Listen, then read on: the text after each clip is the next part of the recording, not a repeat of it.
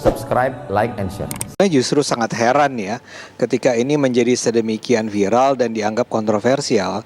Sebetulnya siapapun yang belajar Islam dan baca Al-Quran itu tahu bahwa memang kalimat 5 kali sholat itu harus 5 kali gitu ya. Itu tidak pernah ada dalam Al-Quran ya. Kita misalnya Al-Isra 78 kalau nggak salah, terus ada Hud 114. Itu adalah surat-surat yang selalu kita gunakan untuk merujuk tentang kewajiban sholat. Jadi sholatnya sih wajib yang saya katakan, tapi yang mengatakan 5 kali sehari itu tidak ada di dalam Al-Quran. Dan itu sudah saya pelajari sejak lama sih. Saya sih agak heran nih kenapa orang menjadi sedemikian ramai ya, seolah-olah kecuali emang orang memotongnya menjadi saya mengatakan kewajiban sholat itu tidak ada dalam Al-Quran. Kalau kewajiban sholat jelas ada dalam Al-Quran. Yang tidak ada pernyataan 5 kali sehari itu, 5 kali ya, itu nggak ada. Kalau surat Al-Isra itu kalau nggak salah 3 kali ya. Hud juga 3 kali, 3 waktu bukan 3 kali. 3 waktu, di pagi, siang, malam gitu. Jadi itu yang saya katakan, dan itu sebetulnya pembicaraan itu kalimat itu diambil dari konteks pembicaraan atau Anda katakan tadi seperti diskusi dengan Pak Samsi Ali di media sosial yang lebih luas, yaitu tentang syariah. Jadi itu sebetulnya cuma contoh tentang bagaimana apa yang termuat dalam Al-Quran itu bukan sesuatu yang secara kaku harus kita terapkan di dunia ini saat ini. Itu ada soal interpretasi, ada kontekstualisasi, ada menggunakan juga hadis, ada macam-macam. Jadi itu sebenarnya konteksnya. Allah menurunkan Al-Quran sebagai kitab yang sempurna. Dinyatakan dalam Al-Quran, ma farratna fil kitabi min syai'. Segala sesuatu sudah kami sebutkan dalam Al-Quran. Min syai', segala sesuatu.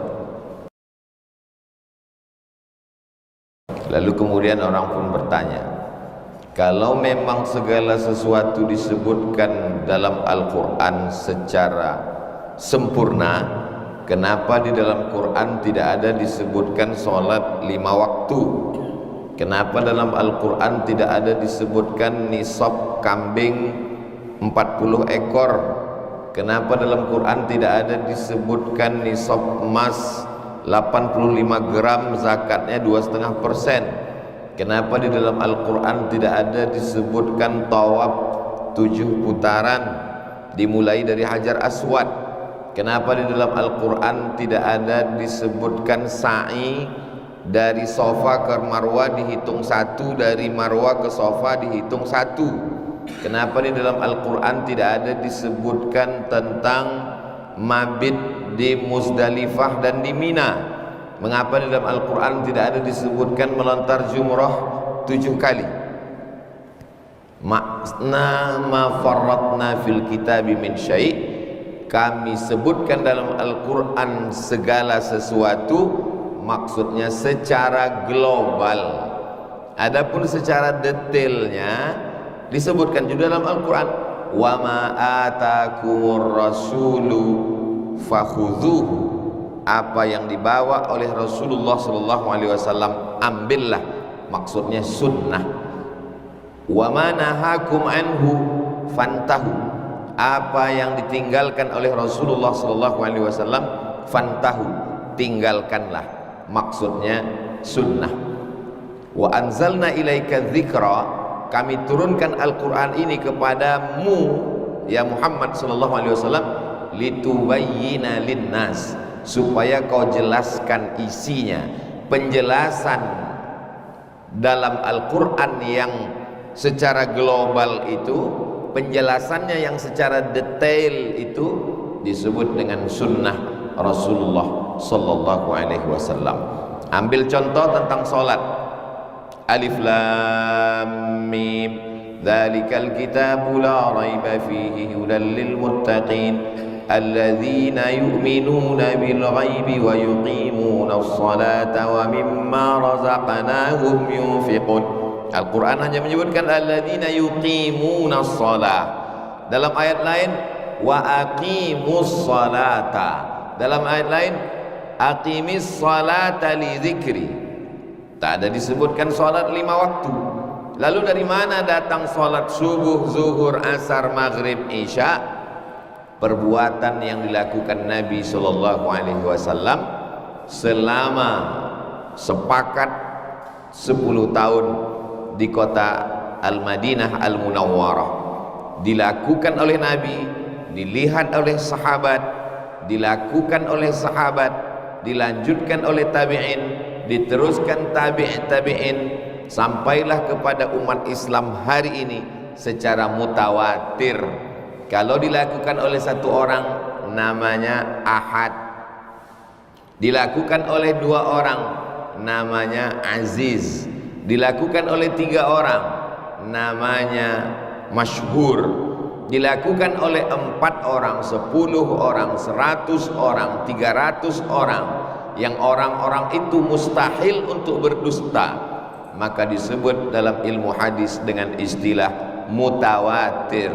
Ma rawahu jam'un an jam'in, diriwayatkan oleh sekelompok orang, bukan 1, bukan 2, bukan 3, tapi sekelompok, artinya lebih dari 3, 4, 10, 30, 40, 300. Ma rawahu jam'un, diriwayatkan oleh sekelompok orang, an jam'in, dari sekelompok orang, yastahilu tawatuhum alal kadhib, yang mereka itu mustahil berdusta. Al-Quran menjelaskan secara umum, dijelaskan oleh perbuatan Nabi Muhammad SAW secara khusus, tapi Nabi pun tidak ada menyebutkan bahwa solat itu rukunnya 13. Solat rukunnya 13. Rukun yang pertama adalah niat, rukun yang kedua adalah membaca Al-Fatihah. Nabi tidak ada jelaskan itu, dalam Al-Quran tidak ada, dalam hadis Nabi pun tidak ada. Lalu ulama menyusun, dari mana mereka menetapkan bahwa niat itu adalah rukun? Innamal a'malu binniyat wa innamal likulli imri'in ma nawa, faman kanat hijratuhu ila Allah wa rasulih fahijratuhu ila Allah wa rasulih, faman kanat hijratuhu ila dunya yusibuha aw imra'atin yankihuha fahijratuhu ila ma hajara ilaih. Siapa yang hijrahnya, tapi hadis ini bukan tentang sholat, hadis ini tentang niat hijrah. Orang mau hijrah dari kota Makkah ke kota Madinah, kata Nabi niatnya mesti karena Allah. Hadis tentang hijrah, tapi hadis niat itu dijadikan dalil sebagai rukun dalam sholat, dalam puasa, dalam haji, dalam umrah, dalam zakat, dalam sedekah, dalam segala perbuatan manusia. Dari mana Al-Fatihah dijadikan sebagai rukun dalam sholat? La salata liman lam yaqra bi fatihatil kitab, tidak sah sholat orang yang tidak membaca Al-Fatihah. Maka hadis ini dijadikan dasar bahwa Al-Fatihah adalah sebagai rukun sholat. Saya mau urutkan lagi dari atas. Al-Quran menyebutkan secara global, secara umum, disebutkan secara detail dalam perbuatan Nabi, ucapan Nabi, ketetapan Nabi. Lebih detail lagi secara terperinci disebutkan oleh para ulama yang disebut dengan ulama mazhab. Muhammad bin Idris Asy-Syafi'i tahun 204 Hijrah. Sebelumnya ada Imam Malik bin Anas tahun 179 Hijrah. Sebelumnya lagi ada namanya Imam Abu Hanifah atau Imam Hanafi tahun 150 Hijrah. Setelah Imam Syafi'i ada lagi namanya Imam Ahmad bin Hanbal di Baghdad tahun 241 Hijrah. Jadi kalau kita runutkan dari atas, Al-Quran secara global, penjelasan dalam hadis Nabi, ucapan, perbuatan, ketetapan, lebih detail lagi secara terperinci, secara sistematis dijelaskan